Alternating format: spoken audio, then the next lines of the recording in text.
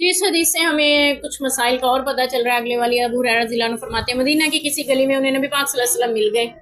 ابو ہریرہ جنوبی تھے، یعنی حالت جنابت میں باہر نکلے تھے،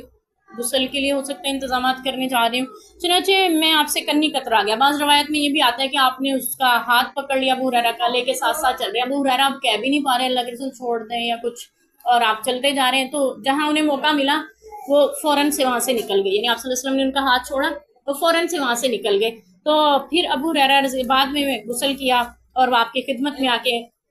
حاضر ہوا، تو آپ صلی اللہ علیہ وسلم نے فرمایا کہ کہاں چلے گئے تھے؟ عرض کرنے لگے اللہ کے رسول مجھے غسل کی حاجت تھی تو میں غسل کرنے چلا گیا تھا، میں نے مناسب نہیں سمجھا کہ میں آپ کے ساتھ آ کے بیٹھ جاتا، تو یعنی ناپاکی کی حالت میں۔ تو آپ نے فرمایا مومن نجس نہیں ہوتا، مومن ناپاک نہیں ہوتا، ان المسلم لا ینجس، کہ مومن ناپاک نہیں ہوتا، مومن کو ناپاکی لاحق ہوتی ہے۔ آپ صلی اللہ علیہ وسلم نے یہ جو فرمایا کہ مومن ناپاک نہیں ہوتا، مومن کو ناپاکی لاحق ہوتی ہے، یہ ہمیں پتہ ہونا چاہیے کہ اگر کوئی شخص حالت جنابت میں ہے، غسل کرنا ہے، اس نے غسل اس پہ واجب ہے اور اسے کوئی کام کرنا پڑ گیا ہے، تو وہ اگلی حدیث کے ساتھ ہی ہم پڑھ لیتے ہیں۔ آپ صلی اللہ علیہ وسلم عبداللہ بن عمر نے پوچھا، خطاب رضی اللہ عنہ رسول اللہ صلی اللہ علیہ وسلم سے پوچھا کیا ہم میں سے کوئی سو سکتا ہے حالت جنابت میں؟ آپ نے فرمایا اگر سونا ہے تو وضو کر کے سو جائے۔ تو کسی نے اگر وضو کر لیا ہے اس کے بعد وہ اپنے کام بھی کر، جیسے اکثر یعنی چھوٹی عمر کے بچے ہوتے ہیں تو ماؤں کو یہ پریشانی ہوتی ہے کہ کیا وہ بچے کو اس حالت میں دودھ پلا سکتی ہیں یا نہیں۔ بالکل پلا سکتی ہیں، اس میں کوئی حرج والی بات نہیں ہے۔ تو بلکہ حدیث میں یعنی قرآن پاک میں جو یہ مسائل بیان ہوئے ہیں، یعنی جہاں پہ تفصیل آتی ہے ان چیزوں کی، اس میں علماء یہ بیان کرتے ہیں کہ اگر کسی خاتون یا کسی مرد کو اس حال میں سحری کا وقت آ ملا ہے اور اس کے لیے غسل کرنا ممکن نہیں، اگر وہ غسل کرے تو سحری کا وقت نکل جائے گا، اور اگر سحری بنائے تو ظاہرہ ناپاکی کی حالت ہے، تو اس کے لیے یہ ہے کہ وہ وضو کر لیں، یعنی مکمل وضو جیسے اچھی طرح کرتے ہیں استنجا وغیرہ کے ساتھ، اور پھر اس کے بعد وہ سحری بنا اور کھا سکتا ہے اور بعد میں غسل کر کے فجر کی نماز ادا کر سکتا ہے۔ تو یہ گنجائش دی جاتی ہے، اس کو معمول نہیں بنانا چاہیے، ٹھیک ہے؟ اس کے لیے یہی حکم ہے جتنی جلدی ممکن ہو غسل کر لیا جائے، کیونکہ یہ ناپاکی کی حالت ہوتی ہے اور اس میں آپ جو ہیں وہ اللہ کا ذکر نہیں کر پاتے ہیں، اور جتنی دیر ناپاک انسان زیادہ دیر تک جو ناپاک رہتا ہے پھر شیطان اس پہ مسلط اور حاوی ہو جاتا ہے، ہونے کا اندیشہ بھی ہوتا ہے کہ وہ آپ کو وسوسے بھی ڈالتا ہے اور آپ کے اوپر یعنی اس کے لیے زیادہ امکان ہوتے ہیں آپ کو نیکی کے سے روکنے والا بن سکتا ہے۔ اس لیے ضروری ہے کہ اس حالت کو جلدی سے خود کو نکالا جائے۔ البتہ وہ اس کے جیسے نبی پاک نے ان کے ہاتھ کو بھی چھوا تو پتہ بھی چلا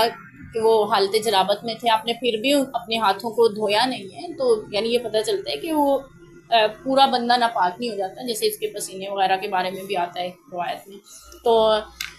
پھر ہمارے ہاں یہ ہوتا ہے کہ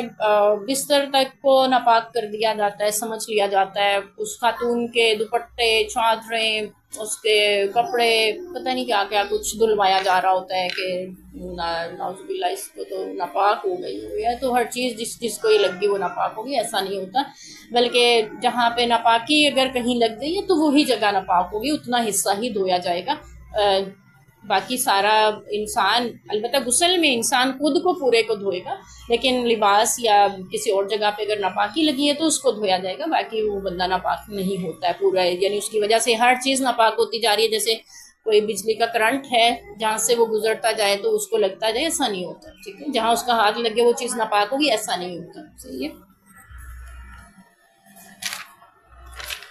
آخری حدیث ہے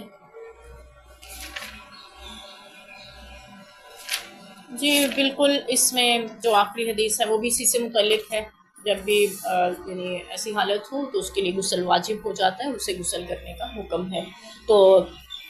شریعت نے ہمیں ہر طرح کے حالات میں رہنمائی فرمائی ہے، زندگی کا کوئی پہلو ایسا نہیں ہے کہ جس میں ہمیں خاموشی ملتی ہو کہ ہمیں نہیں سمجھ میں آ رہا کہ یہاں کیا کیا جائے،